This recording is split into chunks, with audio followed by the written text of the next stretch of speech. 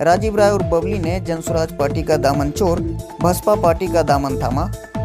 बता दें कि पूर्णिया शहर के वार्ड नंबर 4 के जुझारू समाज सेवी राजीव राय और बबली ने अक्टूबर 2024 को जनसुराज पार्टी का दामन थामा था और उन्हें महानगर अध्यक्ष पद दिया गया था। वे पार्टी का शहर में पूरे जोर शोर से प्रचार प्रसार कर रहे थे। अचानक 10 दिन पहले ही उन्होंने बसपा का दामन थाम लिया और जनसुराज पार्टी को अपना इस्तीफा दे दिया। वहीं इस मामले को लेकर जब मीडिया ने राजीव राय और बबली से सवाल किया तो उन्होंने बताया कि पार्टी के आला कमान मुझे समझ नहीं पाए, जबकि हम जिस पार्टी में थे उस पार्टी के लिए हमने पूरे जोर शोर से प्रचार प्रसार किया, घर घर जाने का काम किया, जनसुराज पार्टी का क्या विजन है इसको लोगों तक पहुंचाया।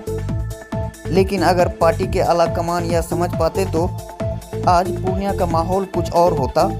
उन्होंने बताया कि जनसुराज और बसपा जिसको आप दो तरह से आकलन कर सकते हैं, एक धरती है और दूसरा आसमान।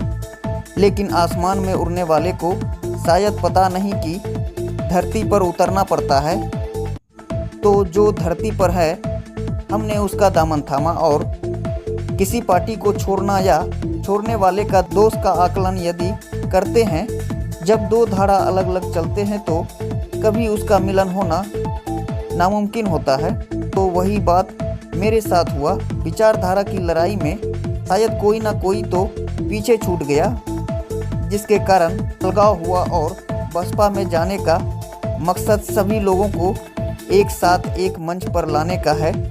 उन्होंने कहा कि बसपा का दामन थामे हैं और थाम के ही चलेंगे, चाहे रिजल्ट सामने कुछ भी आवे। उन्होंने कहा कि यदि पार्टी हमें इस योग समझती है कि राजीव राय को टिकट दे तो हम बिल्कुल चुनाव लड़ेंगे। जनसुराज और बसपा जिसको आप दो तरफ से आकलन कर सकते हैं, एक धरती और दूसरा आसमान। लेकिन आसमान में उड़ने वाले को शायद पता नहीं कि धरती पे उतरना पड़ता है। तो जो धरती पे है हमने उसका दामन थामा, उसके साथ गया। ये मेरे लिए खुशनसीबी है। और दूसरी बात कि किसी पार्टी को छोड़ना, इसमें पार्टी का दोष या छोड़ने वाले का दोष का आकलन यदि करते हैं तो शायद वो भी बेहतर नहीं है, क्योंकि जब दो धारा अलग अलग चले तो कभी उसका मिलन होना नामुमकिन होता है। तो वही बात मेरे साथ हुआ।